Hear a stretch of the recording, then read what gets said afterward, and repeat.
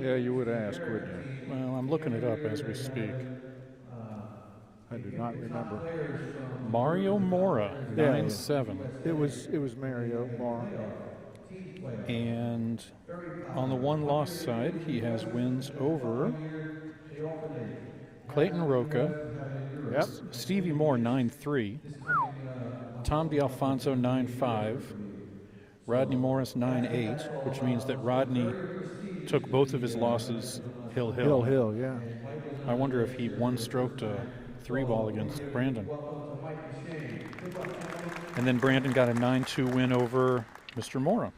I don't know, but I tell you, I'd rather lose my two matches 9-3 than 9-8. You know, that's just brutal. Considering that Mike Dechaine just lost his match 9-3, I don't know if he'd agree with you on that. Brandon looked real strong in that last match against Donnie.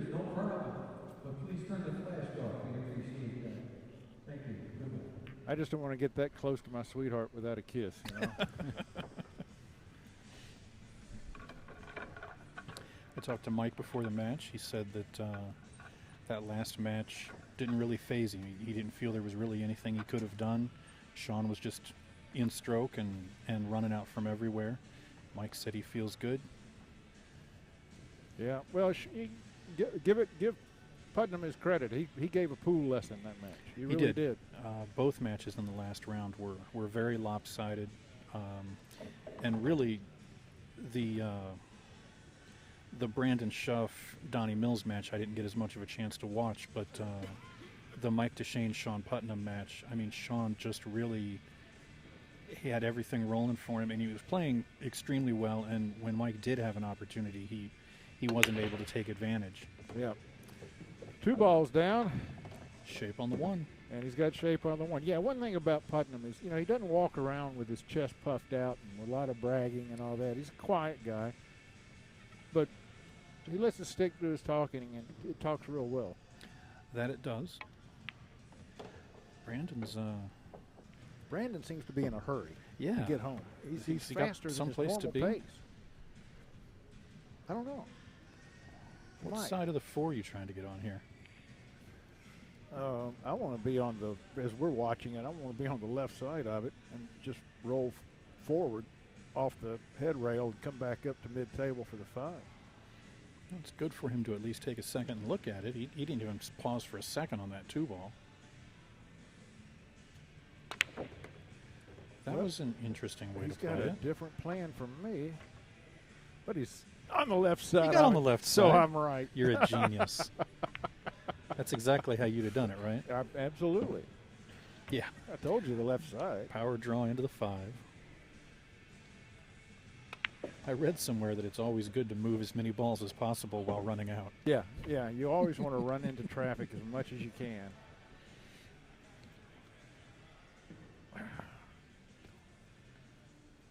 Oh. I think it was DiLiberto said, "Don't play in traffic." My mom always told me to go play in traffic. Yeah, I don't blame her. I wish you'd taken her advice. You're just going to drag this over, or are you going to go 2 rails across? He's going 2 rails across, and because he can't get to the bottom of the ball very well, I think that's probably the best bet. He could have got there. He just had to jack up. Either way. Glad there was no slip of the tongue there. Brandon Shuff, 1-0 over Mike Dechaine. Rack number 1 goes to Mr. Drago. Drago? Oh, I see. Yeah, he's playing as fast as Tony, isn't he? Except Tony rarely waits for the balls to actually stop moving before he shoots. Yeah, Brandon actually paused once or twice there and studied it.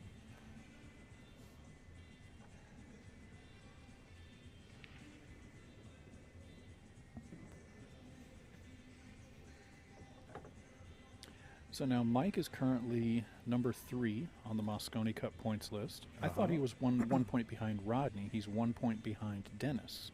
Ooh, so he leapt way up there. Yeah. I don't know where Brandon is on the points list. I don't think he's near the top. You could look it up. Yeah, I suppose I could. I know he's in the top 30 because he's on my invite list for international events. I think he's around, if you take out the foreign players who are on the list, I think he's around like 12 or 13.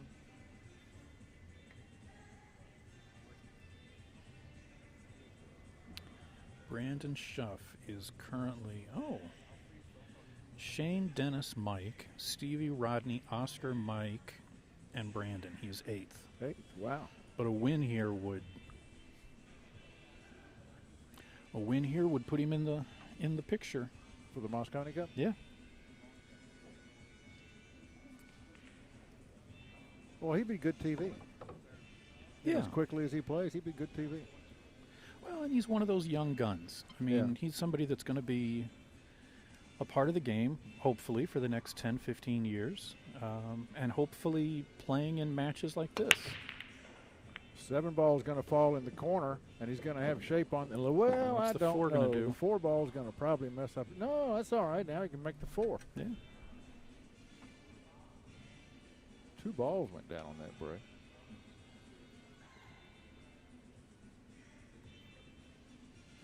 Mike's already shaking his head. Well, he's going to be in a hole. First shot he gets, he's going to be in the hole already. Yeah. You going to go between the 3-9 here? Yeah. But he's not. Yeah, Oh, he is. yeah. Yeah, he is. Okay. And Brandon is off to the races. Yeah. But the 6 ball is a headache. You'd think it would be easier to get shape on if you went to the short side, but I don't think he's going to. Well, from where the 3 is, he might just drag over. Well, he's straight in on that too, just about. He hadn't got a lot of angle to work the cue ball around with. But he's got a monster stroke. Oh, yes, he does. Oh, yes, he does. A thing of beauty. So prior to this event, Brandon's biggest win was at the CSI Nationals. Uh-huh. While I think a win here would definitely qualify as a new biggest win,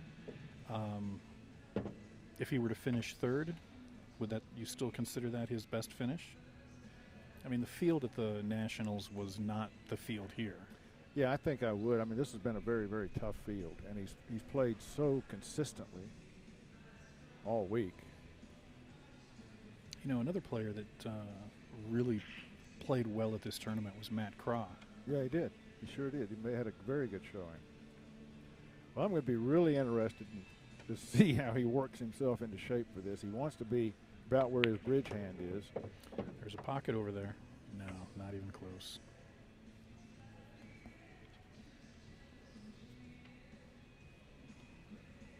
Nice touch. Boy, oh boy. You think the pace that he's got right now has anything to do with the fact that he's playing in the semifinals at Turning Stone? You think he's trying to not allow himself to get nervous? That could be it. It could also just be extreme confidence. And he certainly deserves some extreme confidence the way he's playing. 2-0. Brandon Shuff over Mike Dechaine. And Mike Dechaine right now is just playing the role of rack boy,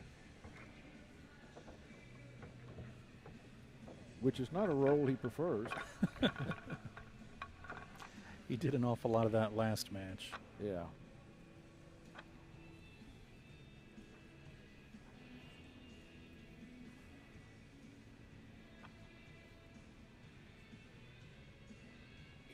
So as we well know, Mike has been keeping an eye on the Moscone Cup points list for this entire tournament, knowing that he's missing the U.S. Open. He has been very antsy about where he needs to finish. And Well, I should tell you, there's some negotiations going on in the background that may allow him to play in the U.S. Open. It may not happen, but it might. he mentioned that, and I, while it would certainly be a nice move on Mr. Berman's part to find a way to do that, It'd be very gracious. it's got to be difficult to find a way to allow him to miss part of day 1 to get to Mohegan Sun, probably all of day 2. No. He only has to be in New York. The reason he's got to miss part of the U.S. Open is because he's been invited to play in Trick Shot Magic, which is the week of the U.S. Open. But he has to be there on Thursday, and he can fly out on Wednesday night and be back on Thursday night. So he would just miss day 2 of the U.S. Open. No, because U.S. Open starts on a Sunday. Well, I thought the Challenge of Champions, which takes place a day before Trick Shot Magic, was going to conflict with day 1 of the U.S. Open. It does, but he's not in the Challenge of Champions. He's in Trick Shot Magic, which comes later in the week. Oh, I thought it was one day after one. Well, that shows you what I know. No, that's just the Challenge of Champions. It's one day later. Trick Shot Magic rolls off a couple of days later in the same place. But it's going to be difficult for the tournament director to try and massage that chart around that late into the tournament, because that's only 3 days away from the final, 2 days away from the final. And if anybody can do that, Ken Schumann can do it. Yeah, I would have to look at it. I really don't know that it can be done, but we'll see. It'd be great if it could. He needs to play in both of them. Either way, it looks like Mr. Dechaine is at least going to get a trip to the table here. Yeah, I don't think he's going to like it, though. I don't think Brandon's gonna run this rack. Of course, I've been wrong before.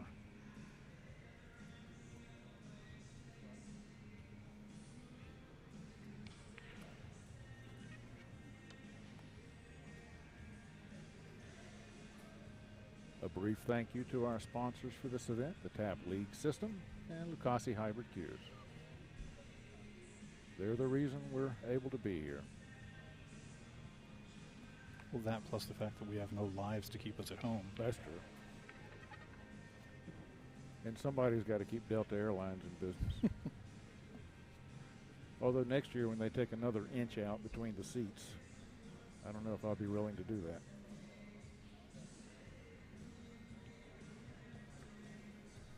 And to fill in, Golly. Well, he saved himself. yeah, I'm not sure the risk to reward ratio made a lot of sense there, but when you've just broken ran the first 2 racks, I guess you just want to keep shooting.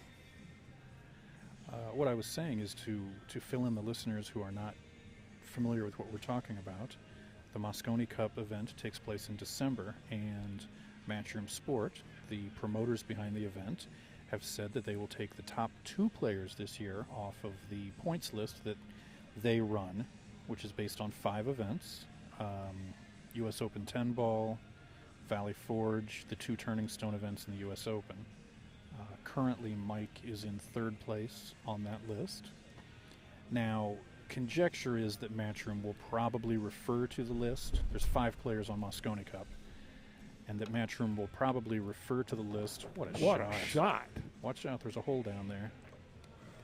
Yeah, last year they just went ahead and used the top 5 players, but they don't have to do that. There's Right. no guarantee they'll do that. And they had said last year they were only guaranteeing the top 3, but they went with the top 5. So it seems like they prefer to use the list, but I think they make room for, for example, if Mike were to win this event and not be in the top 2, or if, or for example, if you were to play in the U.S. Open and win it, they would probably invite you. Yeah, right. Let's remember that it is a TV production. Oh, okay. So there is some nod given to the quality of who does well on TV, who plays well and looks good on TV. Did he just leave him a wide open window to that 3 ball? I don't think so, but he may have. He at least left him an edge. Yeah, he left him an edge. I don't think he's left him the edge that he wants to fire at the 3, but Mike. He'll fire at it if he can. Mike's never met a shot he didn't like. Well, he's shooting it with a level cue. I don't see the reward in the bank. He's going to have to get behind the 6 or the 8. It did.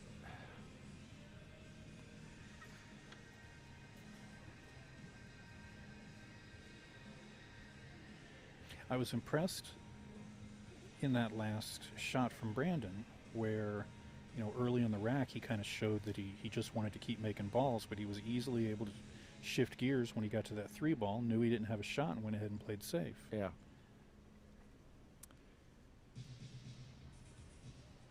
Brandon's making a nice transition from, East Coast regional player to a danger to take this down. Yeah. Yeah, he's definitely making a statement on the national scene.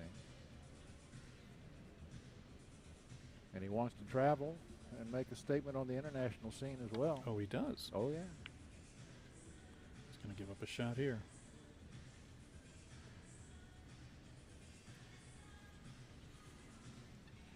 I don't see any real problem here besides a stiff arm to keep Mike from running out.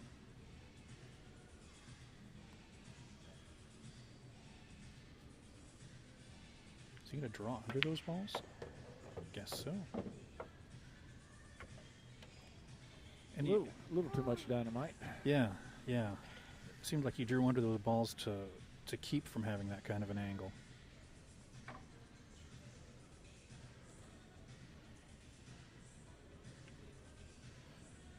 You know, the match I commentated with him yesterday or the day before, he had a whole list of things that he didn't feel he did very well at the pool table.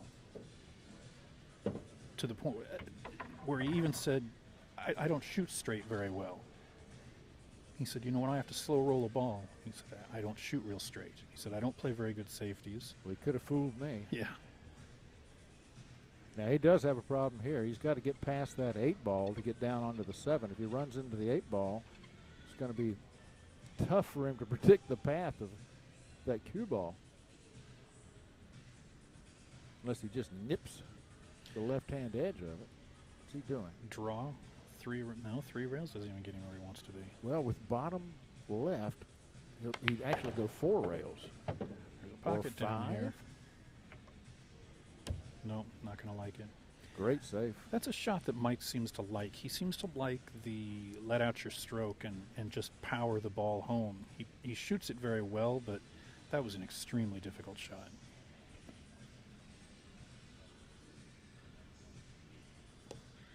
As he takes a lap or two around the table and tries to manage his anger. Well, I mean, let's be honest. Mike has had a history, and he's doing everything he can to keep that frustration under control, which is just something that younger players sometimes struggle with. Yeah, he has been known to wear his emotions on his sleeve, but he's a lot better about that now than he was 3 or 4 years ago. Oh, sure. Starting to mature. Well, let's remember, how old is Mike? I'm going to guess 26. I don't think I was prepared to be playing in the semifinals of an event like this when I was 26. You still aren't. You're right. I wasn't thinking game-wise prepared. I was thinking mentally prepared. I was thinking the same thing. Thank you for that. With friends like that. The only problem I see here for Brandon is maybe running into that 9 when he comes across, because he's not really able to get under it. He's got to follow. Not that I think that's going to happen. Very sweet. Doesn't want to die on the rail.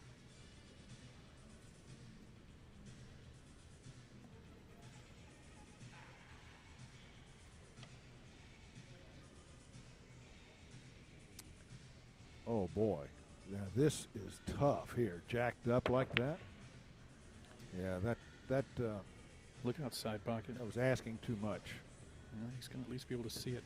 I watched Oscar Dominguez warming up yesterday, and he had a shot like that. Yeah.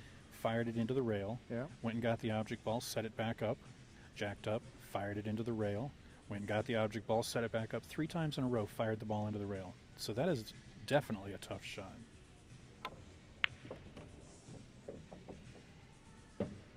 Where's he going? I Right think he's there. okay. Oh, yeah. He's fine. He's probably not happy with it, but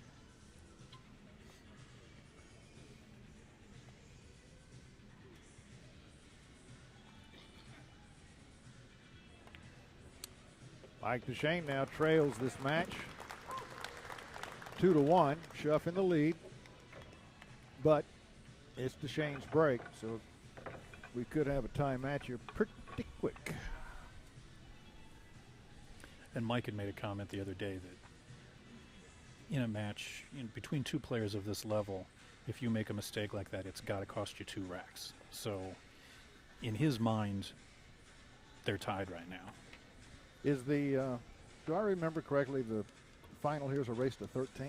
Yes, sir, it is. Who are you going to get to do that match with you? I'll find some poor sap.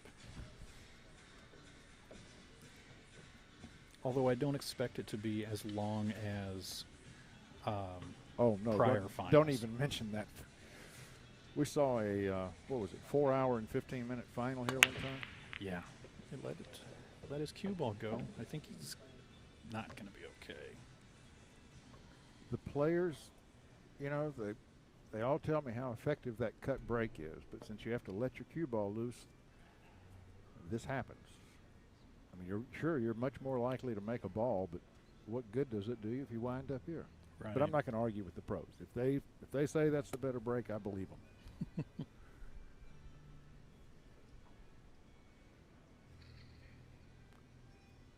The cut break being where the cue ball comes off the side of the one and into the side rail rather than hitting the rack solid and squatting the rock right in the middle of the table.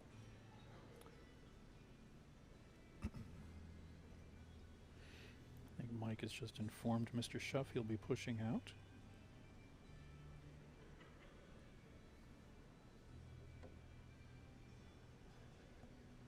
He's not going to get this one back.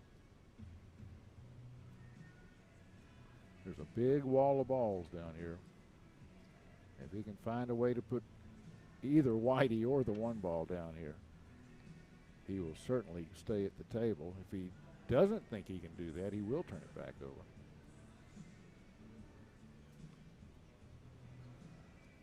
Mike was sitting in the chair just now taking a sip of something hot, both hands wrapped around the cup. It's chilly in here. It's real chilly in here, yeah.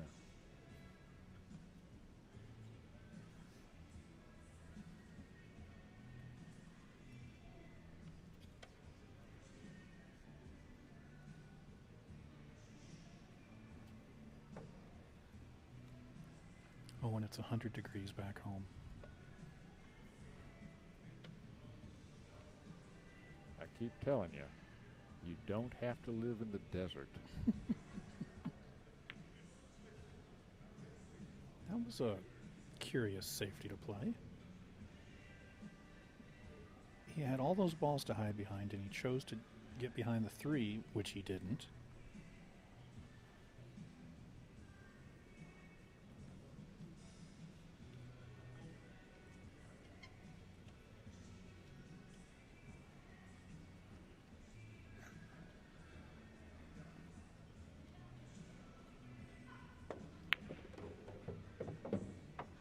That looks good.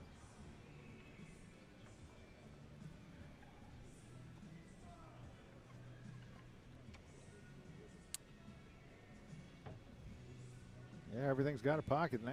It's just connect the dots.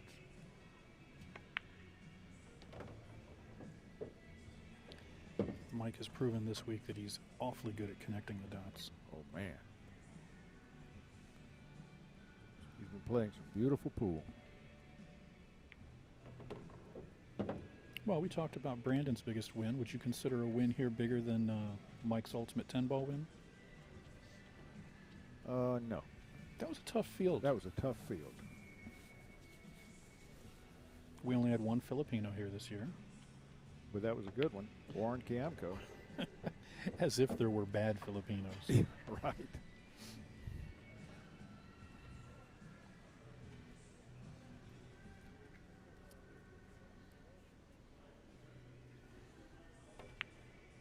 I think we're about ready to be 2-2 here.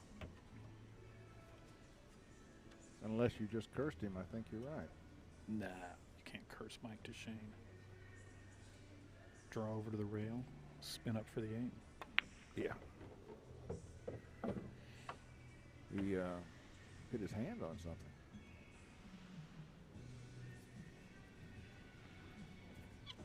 As he's singing to himself the lines in Hotel California. I saw him mumbling something, and I thought he was talking to himself. He's, Who doesn't? of course. It's a great song.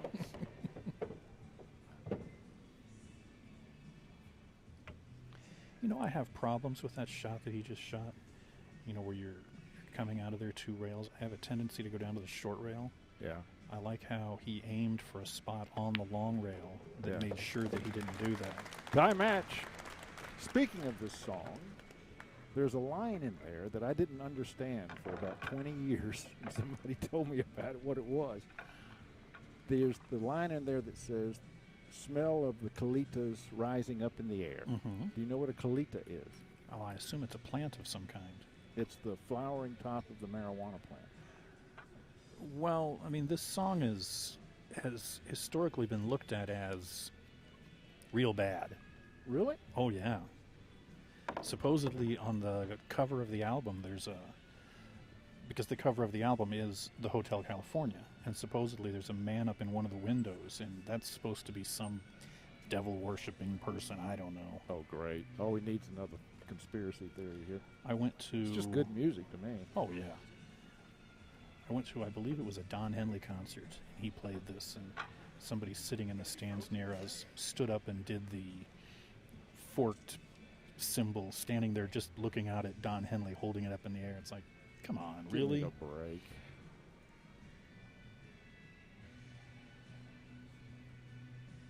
Henley's written some great music. Yes, he has. With the Eagles and solo. Yeah, I'm trying to he wrote a song with Bruce Hornsby. And as soon as this song quits playing, I'll be able to remember the tune and then the name, but it's just a great song. Made a ball. Can see the one. Gonna have a... Now he's whistling. Yeah. That's great. Whistle while you work.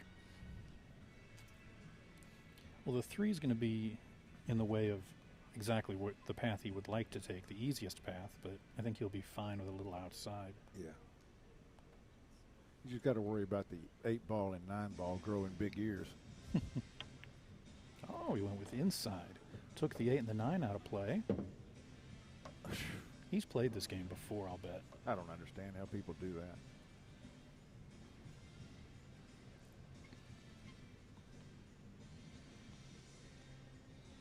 End of Innocence. That's the name of that song. Oh, that was... Okay, yeah, that was a Henley solo song. Yeah, he wrote it, though, with Bruce Hornsby. Oh, I didn't know that. Yeah.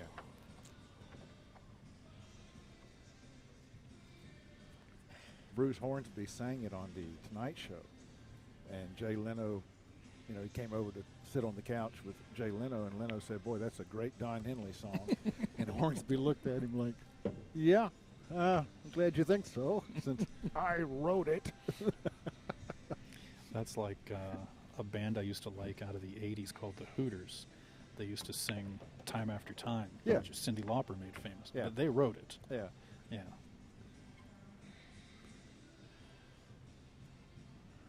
Power follow up to the 6. Maybe to 2 diamonds out. That's where he'd like to be, but I don't think he's going to get there. And then he's going to be on the rail.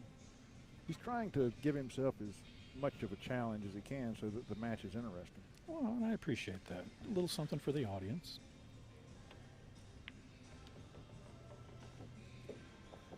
He's just slightly understroking his shots, but he'll correct that.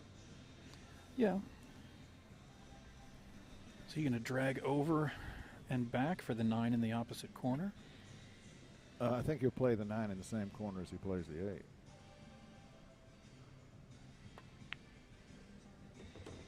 I think you're right.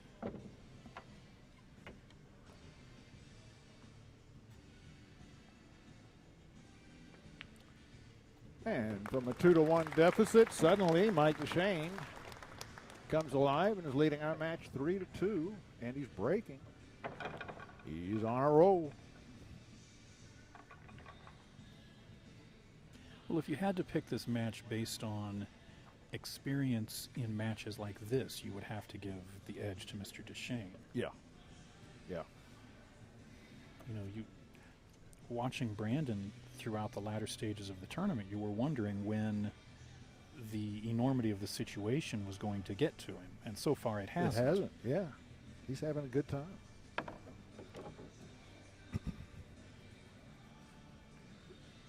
swear, it doesn't look like he's inside the break box.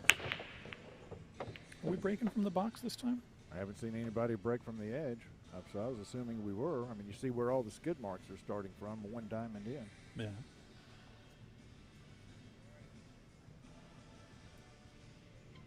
And for anyone who was curious, no jump cues at this tournament. But the players have found a way around that. Oh, they have. Oh, yes. Imagine that, pool players finding a way around something. Yes, indeed. You know, the advantage of a jump cue, the reason it jumps so well, is because it's so light. Okay. Well, here, you're able to bring 2 cues to the table, a break cue and a playing cue. So if you break and play with your playing cue, you can take the weight bolt out of your break cue, and suddenly you've got a 14-ounce cue. We know Earl loves to jump with a full cue. Yeah.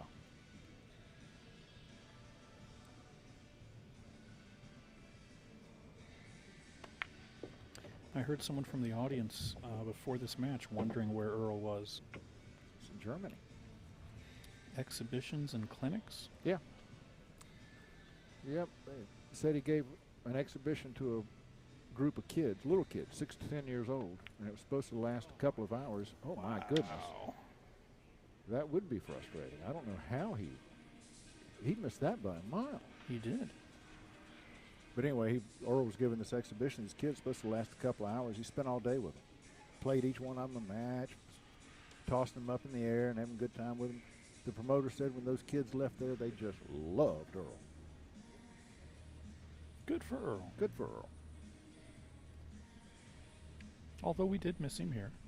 Oh, yeah. Yeah, Earl always adds a little je ne sais quoi to a tournament.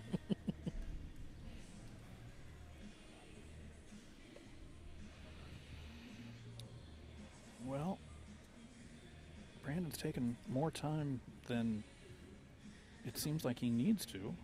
He can follow this back to... Yeah, but if he gets out above the 8 where it's safe, he's not going to have as much angle as he'd like to have. Oh, this is a great way to do it. This is a great way to do it. And he'd just slide between the 9 and the 8 and get right back out there for the 7 ball. Oh, God. I think he's got his speed down.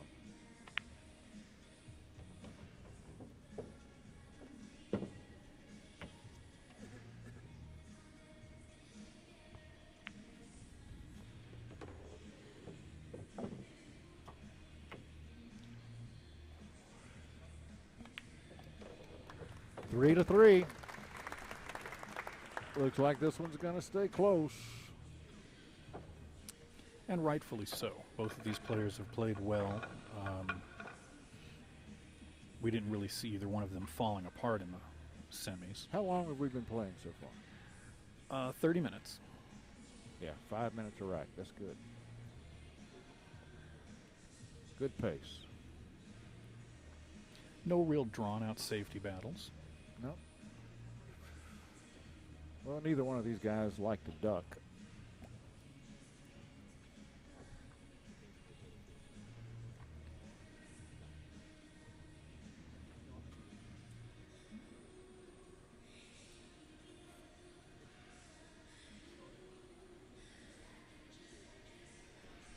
We were talking about players who had real good finishes. Donnie Mills in 4th place. Yeah. Yeah, well, you know, just, what, 3 years ago that Donnie came in 4th at the U.S. Open? Third. Yeah. Wow.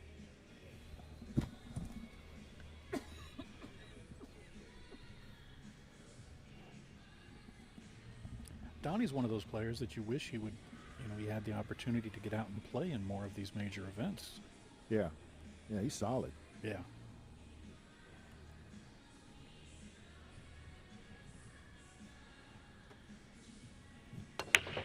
My wife says he's just real cute. Funny, we had a reporter who said the same thing. Oh, yeah, that's right. We did. Nicknamed him Eye Candy. Yep. I'm sure she doesn't feel that way anymore. No, no. What do you do here? Well, I think you have to play safe. Yeah. He's... Oh, Mike, what are you doing? Oh, he's going to try the 2-9 combo. I didn't think he'd risk that traffic jam, but he did, and that's going to pay off. Oh, boy.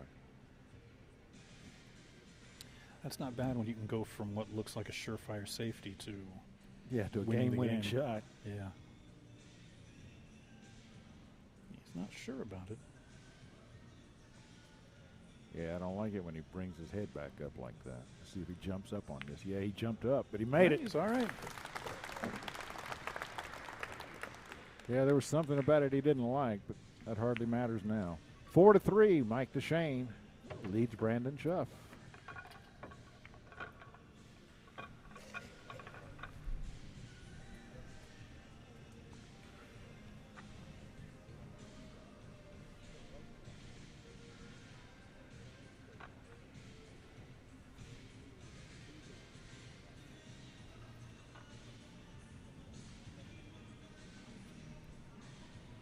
I was talking to Mike about an hour ago, and we were talking about the rack. We've been having a bit of a racking problem this week, but when he's looking at the rack like that, if there are cracks in the right place, he wants them because he knows what it does to the 9-ball, where the 9-ball is going to go, or to the wing ball. So if you give him a crack in the right place, he won't make you re-rack it.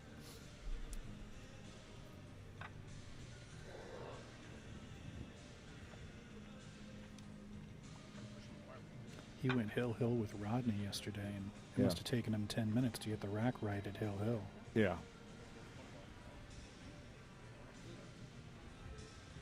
I could hear Rodney racking from across the room. He was not pleased. Well, I can't really blame him. I mean, that rack again stuff, that gets old pretty quick. And part of that, you think, is just gamesmanship. Well, yeah, I think it is. I know I see a lot of players when somebody gets hot and they're having to rack for them, they'll slow that racking process down and try to ice that arm down. I watched a Corey duel match the other day. And the players agreed before the match to rack their own. Yeah. You couldn't pay me enough money to allow Corey Corey Duel to rack his own. Me either. He knows too much about the rack. I mean, we talk about Mike looking at and what he's looking at on the rack, but Corey was the original at that. Oh, You know, yeah. If Corey got over and looked at the rack, he knew exactly what he was looking for. Well, I don't know. Johnny's pretty good at that, too. Buddy Hall told me that Johnny Archer can freeze every ball in the rack and give you a slug rack. Now, I don't know what the truth is behind this, but the story I heard was that Corey was in Reno and watching two guys gamble. Yeah. And they were playing rack their own. And a guy broke and ran the 9-ball towards the corner pocket. And Corey finally spoke up and said, you know, you're in trouble playing this guy, letting him rack his own because he's racking to make the 9. And, of course, the guy who was racking said, oh, that's ridiculous. You can't rack the balls to make the 9. And Corey walked out onto the playing field, racked the balls, borrowed somebody's cue, and snapped the 9 in. Oh, yeah. 1, 2. Now, what's the 8-ball going to do? Oop, he's fine. He's fine. That almost looks like the same shot he had from the 1 to the 2 last time. Yeah. Is he going to play it with inside this time? I would put it, I would play this with bottom left.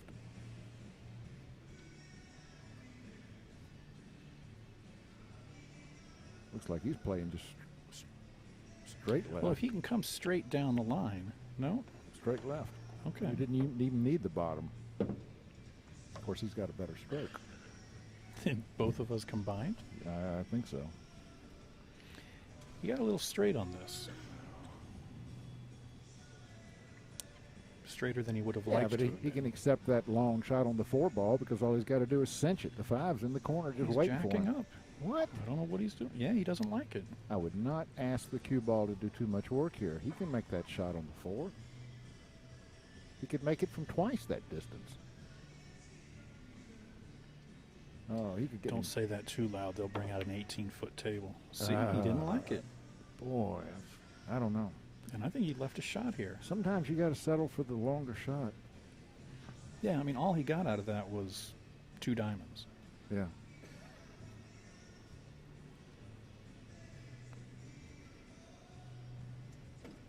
From here, it's hard to tell if that 2 goes in, but it looks like it does. Yeah. He's going to have to spin 2 rails to get back on the 4.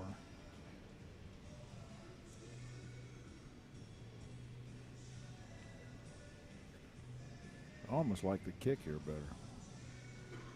Mike reminds me of a bowler when he sits in the chair and blows on his hands. Yeah. Keeps him dry. I don't think he's going to... He's okay. He's okay, but that is a missable 4-ball. Oh, yeah. You know, that 4-ball hit the rail, a diamond outside of the pocket. If I hit the rail, a diamond outside of the pocket on a diamond, it's not even going to jar. Yeah. And, It's nowhere near the pocket. I think it's just that the pocket's no. Uh-oh. Oh, bam. But no, He he's needs okay. a good hit. He's got it. Ballsy shot. Brandon run into the ball's Shuff.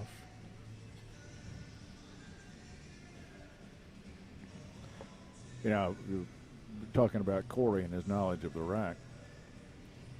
He was at the World 9-Ball Championship one time, and he was breaking great. He was making 2 or 3 balls on every break. And then I noticed he changed his break position. I said, you were making 2 or 3 balls on the break. Why in the world would you change your break position? He said, I wasn't getting the spread I wanted. Oh. Nice speed there. Talk about picky. Brandon Shuff now, 1 game ahead of Mike Dechaine, leads. No, excuse me, they're tied up, 4-4. Let's just go ahead and give each guy 8 beads and go ahead and play this double hiller. It's going to be that anyway. Yeah, probably.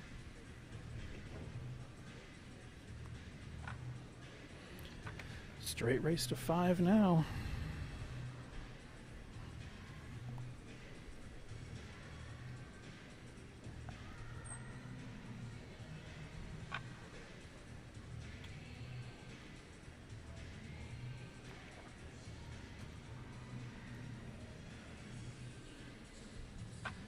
You know, that's one thing with Mike. You see him when he plays. Every once in a blue moon, he will just almost go brain dead and just fire a ball into the rail like he did there. I don't know if he just takes it for granted or... Well, sometimes players are thinking ahead to the next shot. Yeah. Well, and I wasn't thinking of the ball that he missed in the last rack. I was thinking of the one in the rack prior. Right. And several times this week we've seen players make extremely difficult shots and then have an easy shot the next shot and miss it. Oh, yeah. You could have made a low light reel from this tournament of some of the shots that were missed by these players. A low light reel. Yes. Well, you certainly wouldn't call it a highlight reel. I mean, at the same time, there have been some amazing shots that we've seen, but there have been a number of times where a player just completely dogged a ball. Yeah, we've said, what was that? A few times in the booth. These guys aren't perfect. They may make it look like they are.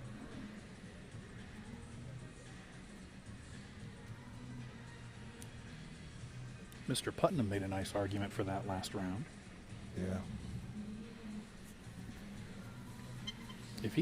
If he played with that game, which we've seen him play, you know, we've seen him bring that game to the table in the past. Yeah. If he brought that game to the table every match. Yeah. Well, that year he won 2 pro events in a row. Yeah.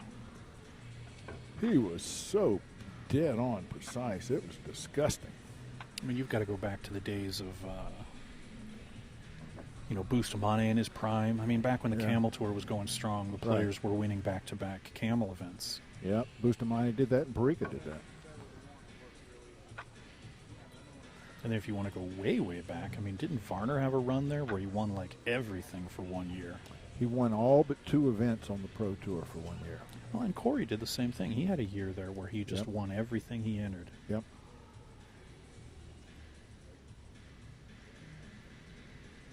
I mean, if you want to be honest about it, look at Mika a couple of years ago.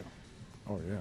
All he had to do was enter his name in the tournament. And it was Gene Belucas who's going to play for second. Yeah. And Siegel, my goodness. I don't think he even learned how to rack till he was 35 years old because he never needed to. That reminds me of that story of Karen Corr. She'd played in the tournament in Vegas for 4 or 5 years, and she finally finished like 4th or 5th place. And Steve Tipton came out and gave her a voucher, and she looked at him funny and said, well, what do I do with this? She just wasn't used to being paid in anything other than a big cardboard check. Right. I'm going to have some work to do here, unless that 2-9 looks makeable. Which no, it's not. But getting on the 4-ball here, I unless he's got a way to get to that 4-ball, 2-5 combo. I don't see any point in even trying to make the 2. I'd try for a ball in hand safe. I'd be sending that 2-ball over to the right side as you read the screen and bring the cue ball back down near where he is and try and tuck it up under that 8. Try something. You don't like the slow roll, trying to put the cue ball on the 5 and the 2 on the long rail? Oh, yeah. Yeah, I do like that. I sure do. And there's also the combo there, the 2-5 combo. Yeah, but then you still got, now you got to plot the path of the 2-ball and the cue ball, and I don't like it. I like a safety that's going to put my opponent right on that interfering ball. Mm-hmm. I want to take away as many angles as possible. See, now he's thinking about that combo. Yeah, I know it. If he were to make the combo and get the cue ball back towards the middle of the table, then he'd have some options going from the 2 to the 4. Yeah. But that still doesn't, from here it doesn't look like the 6 goes by the 8. Although that's going to be a safety if it doesn't. Line up something big. Well, he didn't give that shot a chance. He jumped right up off of it. And if he left an edge, it's not much of one. And Dechaine can't seem to find a roll. Which is what happened to him last time. I know. That cue ball's flying all around the table. It winds up behind the ball. Mm-hmm.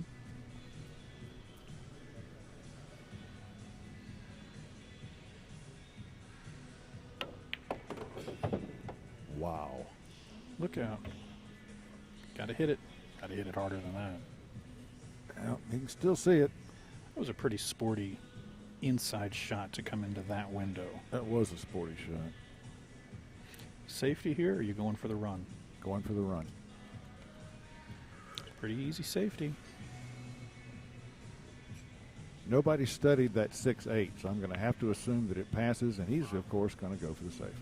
Oh, I don't like that. He just took that safety for granted. Yeah, he doesn't like it either. He's going to break the butt of his cue if he keeps doing that. I know for a fact that can be done. Mike does too. Yeah.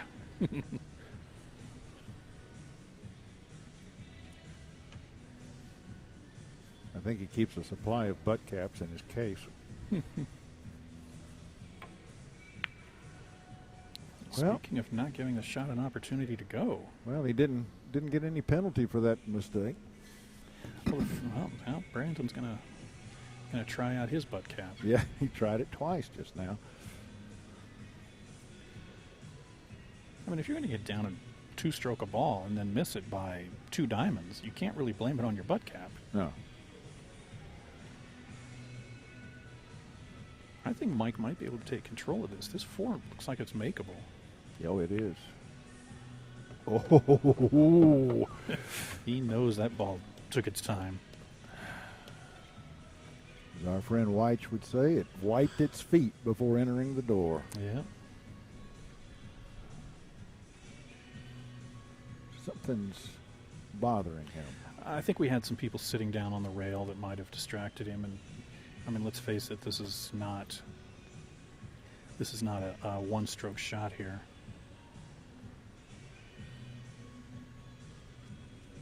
Speaking of European commentators, Yeah. we lost a big one. Yes. Oh, man. You could have gone all day without bringing that one up. That's sad. We lost Sid the Waddell. great one, Sid Waddell. And, boy, what a great man he was. What a vocabulary. Just an absolute master of the language. Yes. Could make any game exciting. I mean, He was a darts commentator. He Right. made darts exciting. How do you do that? and did it with ease. I mean, if anyone has not had the opportunity to listen to some of Sid Waddell's pool commentary, you need to go to YouTube and search for some of the matches he did. Search for Moscone Cup, comma, Sid, S-I-D, Waddell, W-A-D-D-E-L. And there may be 2 L's on it, I'm not sure. But you'll find it, and it's worth listening to. It's the best, in my mind, it's the best commentary there is. Wow. Looked like he fired that shot like he was angry.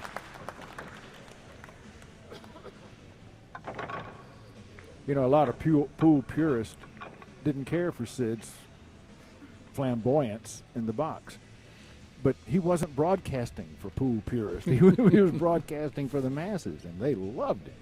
Oh, and when you hear him do commentary, some of the stuff that came out of his mouth, you would be repeating it to friends at the pool room for weeks.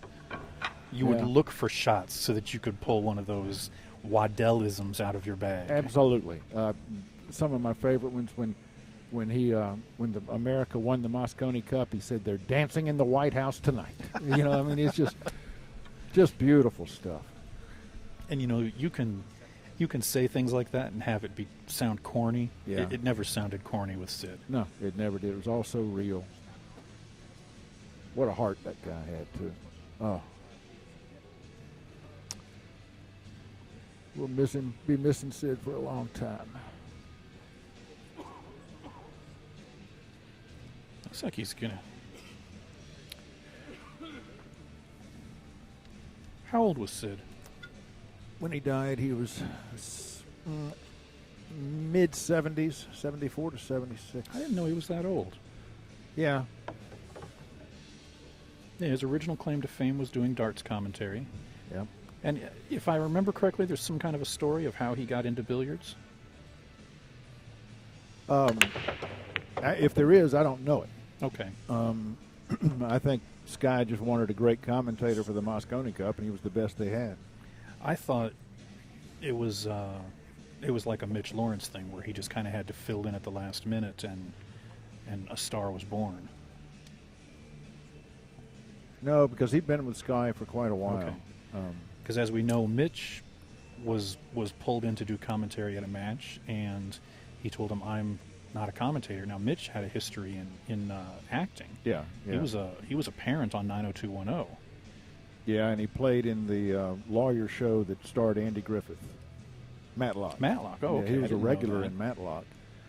But supposedly the story was he was at a tournament watching Ava, and they needed a commentator, and they came out and said, "Can you do it?" And he said, "I'm not a pool commentator." And they said, "You're an actor. Act like you're a pool commentator." Yeah. And he's been acting like he's won one ever since. I don't know. I really like Mitch's commentary. I do. really do. His voice is so pure. Everything he says is professional, and he doesn't need. He's learned an awful lot about the game. He knows the game now, and he didn't really need to know the game when he's sitting beside Ava Lawrence in the booth. Right. I mean, he's always had somebody with him who knew exactly what they were doing. Was that a foul? Did he hit the 7-ball first? No. He hit the 1, then the 7, and then followed and almost got behind the 7. Very nice shot. He's not happy with it, though. Does Brandon know we can't see where he's standing? Yeah. Nope. Oh, how nice. Oh, he did make it. Clean. Didn't look like it was going in when he first hit it. Nothing but net. Power draw from here. Keep in mind we're playing all ball fouls. Yeah, I think I'd rather go forward with some And left. Mike knows they're playing all ball fouls, and he's going to ask someone to come over and watch those all balls. Brandon's going for his Q extension. Well, with the extra weight that extension puts on there, he could draw it. That really makes a draw shot a lot easier with that extra weight. This is an awkward position to be in. Yeah, he doesn't like leaning up over those balls. Well, there is a bridge under the table. I remember being at a junior nationals tournament where a female competitor had a foul called on her because her hair came down and touched a ball. Yeah, right. I want to say that was Brittany. Oh, see, I thought it was the girl from Taiwan that was so famous for a while and doesn't ever play anymore. She was a movie actress over there as well. Her first name started with a J. Not Jennifer Chen. Yes. No, this was a junior event a couple years ago. Oh, in Reno. Sorry.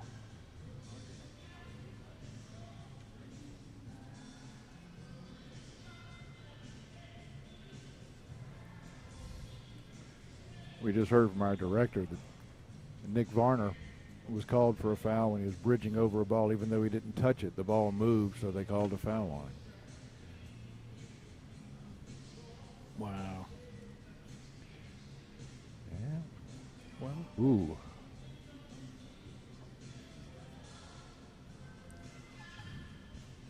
When you've played as many years as Mr. Varner has, I imagine you've probably seen it all. I'd like to be able to see where he's trying to strike that cue ball. It looks like he's trying to draw it. I mean, if he were going to try to follow it, he certainly wouldn't want a jacked up cue. No, he wouldn't. Not that he really wants a jacked up cue to begin with. You know, no, it's not on. There's a kiss on that, so I can't suggest that.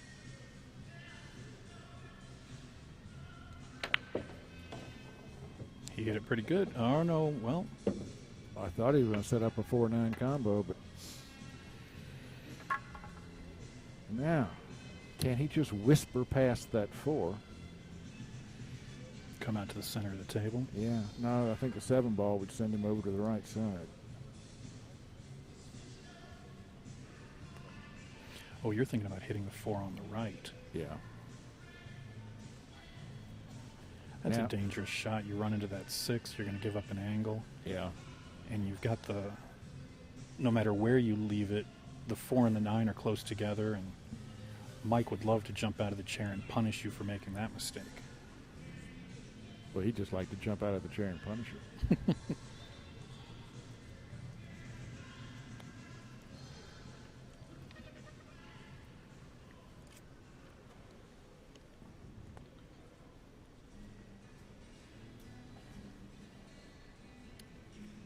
I love the music at this tournament. Yeah, you do remember the year it was the week before Christmas, and we heard the same 10 Christmas carols for 4 days. That was. He might have ran too far here. No, I don't think he gave up an edge. And of course, Mike's going to prove me wrong.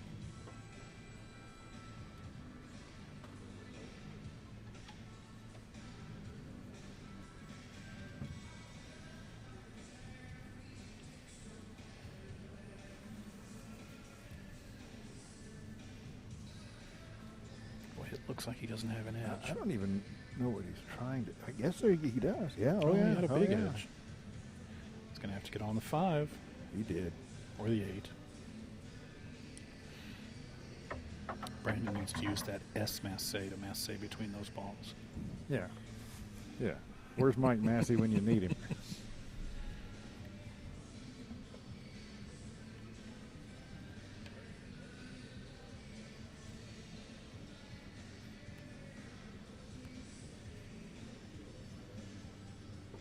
It's not taking too long on it.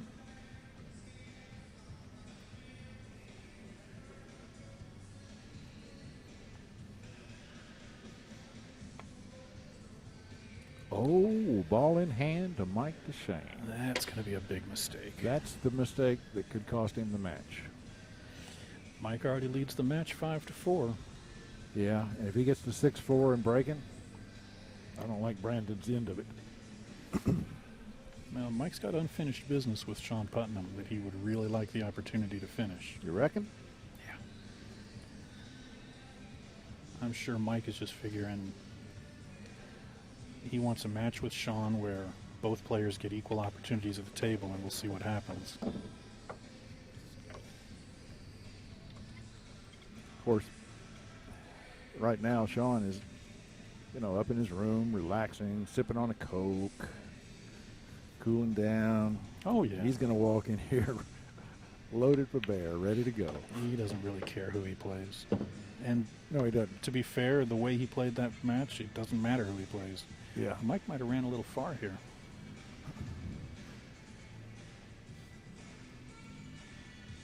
I don't know if he can just follow forward and settle for a cut. He doesn't look like it. Looks like he's going to draw back, straight back. Nope. I guess he's got room. He had angle after all. I didn't think the ball passed to the left. Obviously, it's got plenty of room.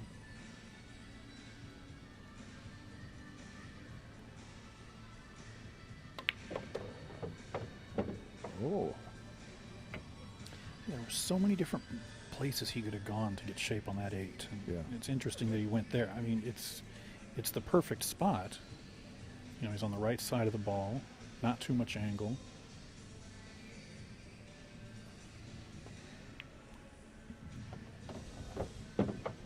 We're about to have that 2-rack lead.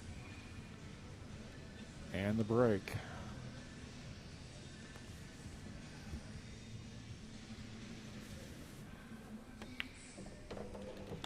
That's where we are, my friends. Mike Dechaine now leads 6-4 over Brandon Shuff. It's a race to 9. It's close to the finish line. Brandon has to know he's got no more room for error. Right. He's got to get, if he can get Dechaine in his chair, he's got to keep him there. Yeah, early in a match, you might be able to make a mistake here and there, but this late in the match, there's just, you can't do it.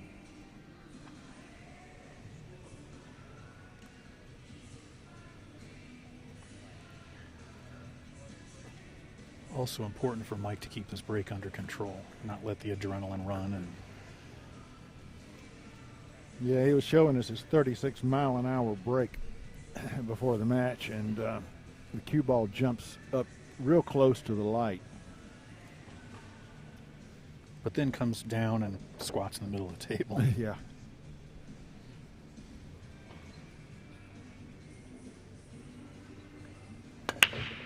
There's one. Does he get a There's shot on the 1? Nope. Well, I mean, sure he can hit it. He can hit it, but I don't call that a shot. He can. I think he can make it, but he doesn't have a lot of angle to get down table on the 2. And look at that 2-9. You know what? He's going to bank this back into the corner. Past the 7? With left. And come all the way down here and make that 2-9 combo. That could be a match-winning shot right there.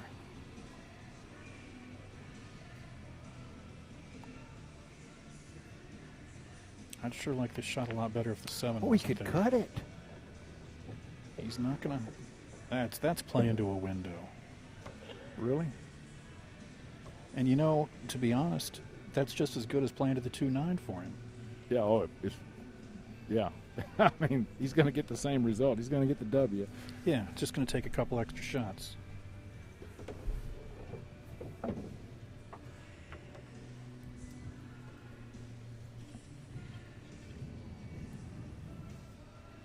The only problem here is going to be 5 to the 7, and that doesn't appear to be that much of a problem. Not now. Unless he's straighter than I think. I don't see any pain in his face, though, so he must be okay. I think some...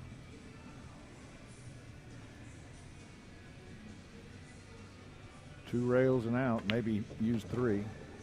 Yeah, he'll use 3. And the last thing that Brandon wanted was a comfortable Mike Dechaine at the table, not having to think about what he's doing. This is all just pure pool player instinct. Although he doesn't seem real pleased about this. I don't blame him. Now he's got to do some work. And I guarantee he hits that rail a diamond out on this shot, it's not going in. Boy, he loaded that cue ball up. Oh, and look at where it's going to get him. Wow.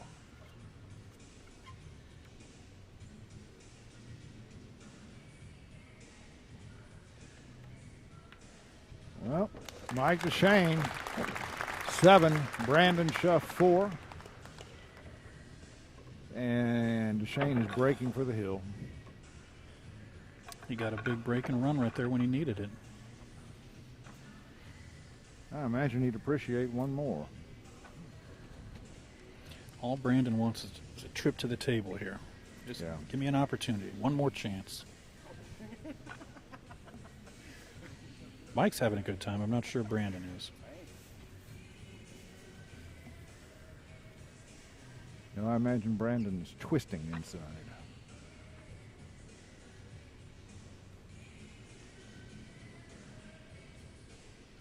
You know, in that last match, there was kind of a back and forth there where Sean Putnam got a roll and kicked at a tough ball and left Mike hooked. And then Mike kicked at a ball and left Sean hooked. Yeah. Mike made a comment and Sean cracked a smile. I was really surprised. I mean, Sean is normally very, very neutral at the table. He doesn't smile a whole lot. You know, at the end of the match, he may let out a little emotion, but I was surprised that he actually, you know, let the mask go for a second and chuckled a little bit, and then immediately put the mask back on and won the match. Yeah.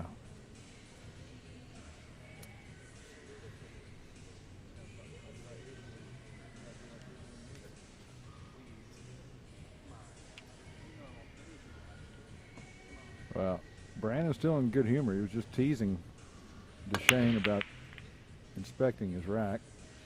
One ball goes down. Does the 2 ball pop out to the clear? It does. Oh, sure. 6 and 7 are ugly. 5 ball's not very pretty. No.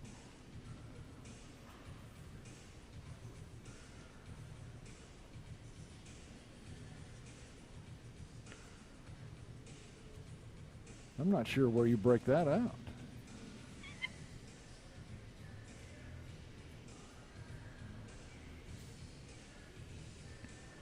Well, he's not taking much time on it.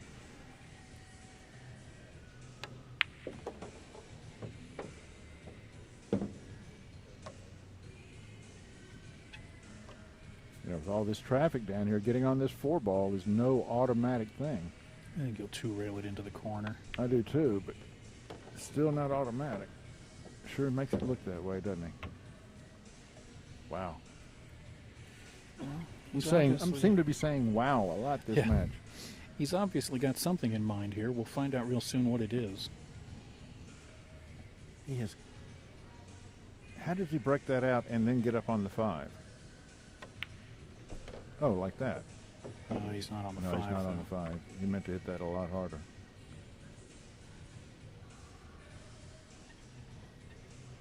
Isn't there a 1-pocket shot here to play the 9 like 2 rails? Yes, there is, but it's it's better to hit the 5 and come over to the left-hand side of the table as you're watching it and put the cue ball behind the 6, or do the opposite. You know, put the 5 ball on that side, but hide the man. Oh, I didn't know the 5 wins. My goodness, what an aggressive shot! 1, 2, 3, 4 rails. His cue ball ran about 20 feet there. You've got to really be feeling it to do that. Yeah, and that's... Ooh, that could have worked out better. I don't think that 7 passes the 8, so he's going to have to back cut this into the right-hand corner.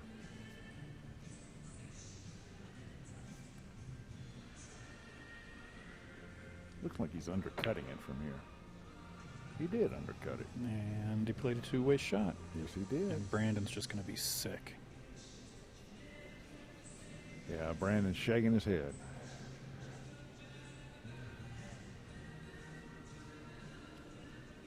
So I have to brag a little bit. Okay, go ahead.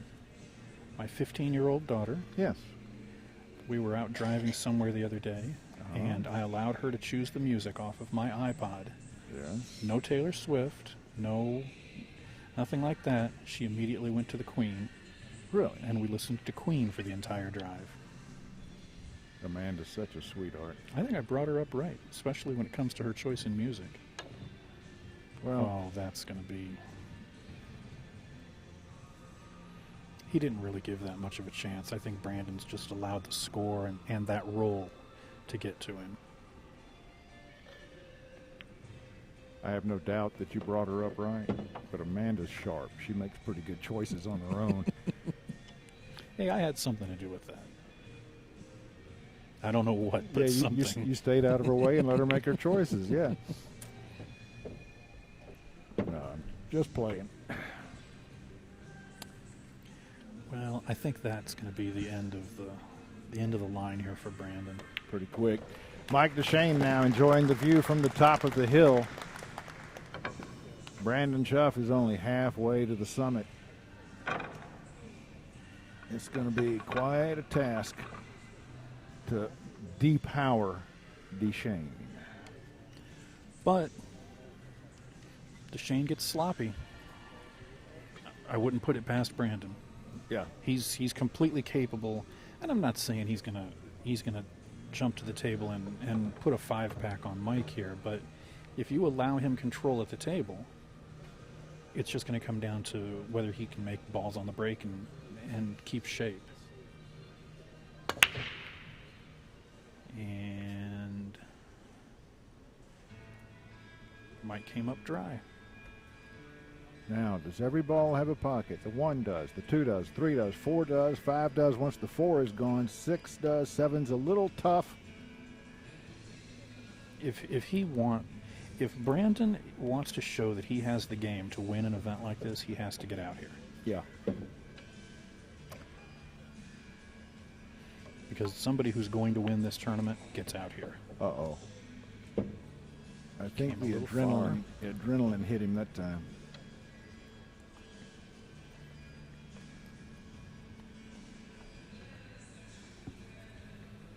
Be careful.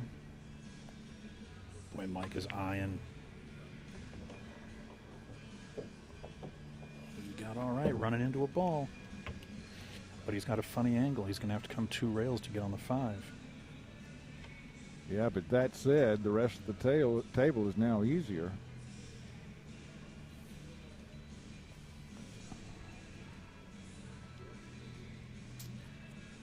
See more and more players with that big club-looking extension.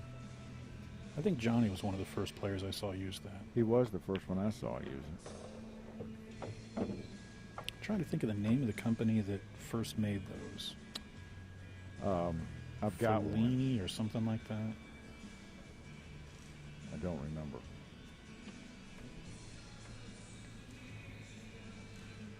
Is he going to run into the 7? Yeah. Yeah. Uh-oh. No, he's okay. Okay. He'd have rolled a little further on that, he'd have been in trouble. Oh, yeah. 9-ball makes this an interesting shot. Ooh, it does. Helped him out. Yeah. Never met a ball he didn't like running into. Well, Brandon's going to pull 1 back. And he could be at the table for quite a while. Very Tony Drago-ish there. Never even stopped to consider what he was doing. Just bang, bang. Brandon Shuff throws his 5th bead across the wire. Dechaine's already done the same to 8 of them.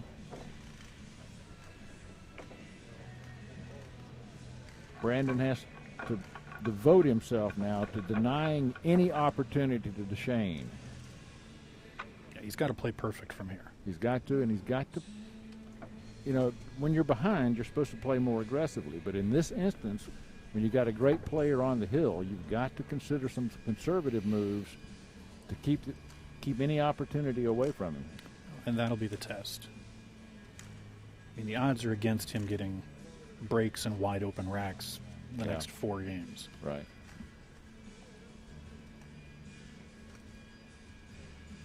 Put a little something extra into that break. He squatted his rock, but nothing went. And the 1 does not have a pocket. Nope.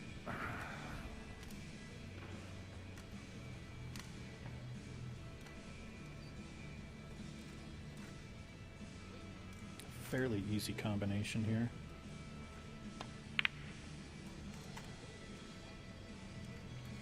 Mike will tell you that's the toughest combination that ever existed. Well, if you one-stroke them, they are pretty tough. Yeah. Now Brandon needs to get his arm under control. And once again, he needs to get out. Ooh. You didn't have to like this at all. Shooting completely over that ball. Wouldn't be surprised at all if Mike called somebody over to watch this. He's got no choice but to play it in the side, run up and down the table, and get back on the 3. And there's a 9 ball that can get in his way and a 5 ball that can get in his way. You don't like the 2 to the corner? Not jacked up, no. Apparently he does.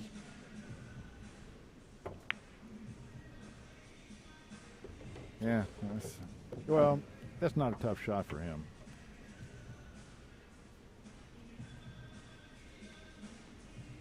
Can he hold this 3 ball and not have to run past the 4 for shape? I don't know that it matters, but apparently he can. But he could have made the shot. Ooh, I don't know. Yeah, could have made it a lot easier than that. If he'd run on past it, he'd have an easier life. He's muttering to himself. I think he'd like to take his Scotch doubles partner out and shoot him.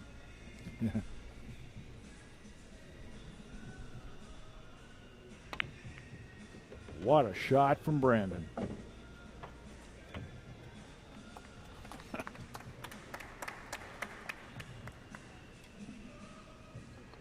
That's about 15 feet of cue ball movement back and forth to land on that 5. Dechaine is just itching to get back up to the table. Please, give me one more chance. Well, and that's where Brandon was 2 racks ago. Give me one more chance, and I'll be so good. You know, if you looked at the score line right now, you'd say, oh, yeah, Mike Dechaine's winning. Brandon can win the match from here without ever letting Dechaine back to the table. Yep. We've seen it happen many, many times. I used to play league with a guy. I'd walk in and he'd be playing a match, and I'd say, are you winning? And he'd say, no, the other guy's at the table.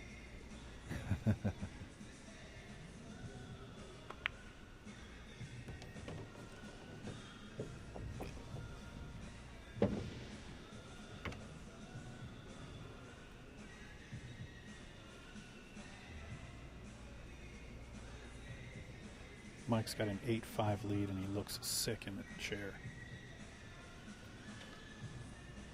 Brandon's got some work to do here.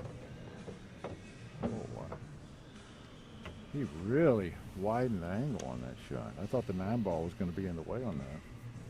Just back and forth here. Yep.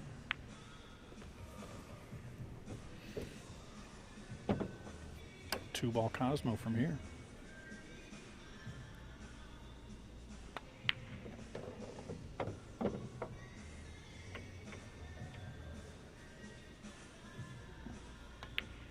Closer and closer he crept.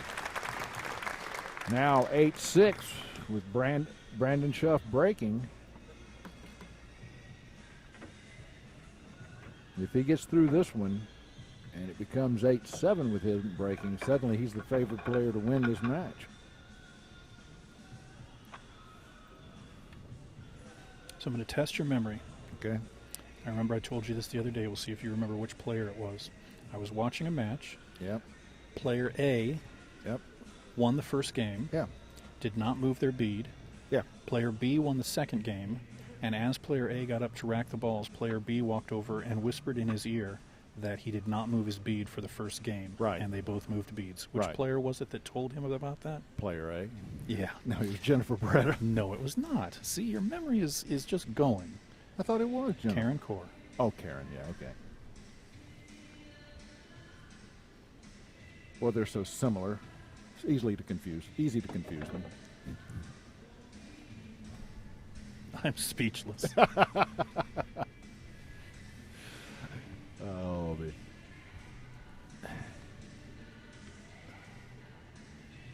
I thought, though, that was Hey, I had the sex right.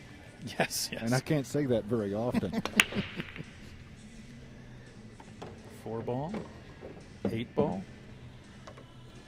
and a full path to the 1. Who could ask for more? Well, maybe Brandon could. Yeah. Still, he really can't complain. He's at the table. He has control of this game right now. All he has to do is keep control of this table. Yeah, and where that 2's at makes a nice little pocket for that cue ball. It does.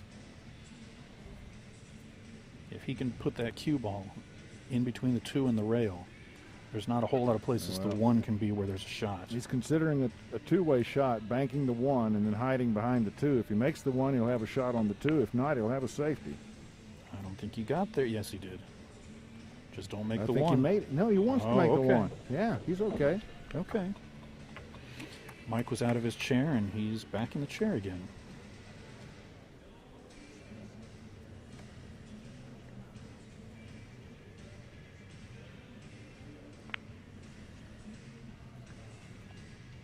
Oh, no.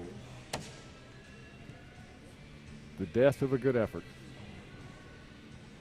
Many a comeback effort has stalled. Yeah.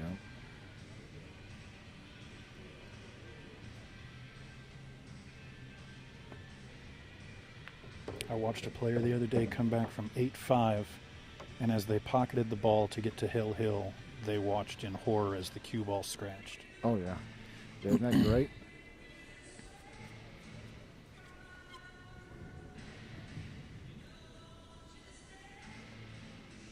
And going back to our last conversation, have I mentioned how nice it was to see Karen back at the table again? It was great to see her back at the table. It was even greater to see that she got elected to the Hall of Fame. Yes, very deserving entrant. And a very deserving first ballot entrant. Yeah, yeah. She was the overwhelming favorite.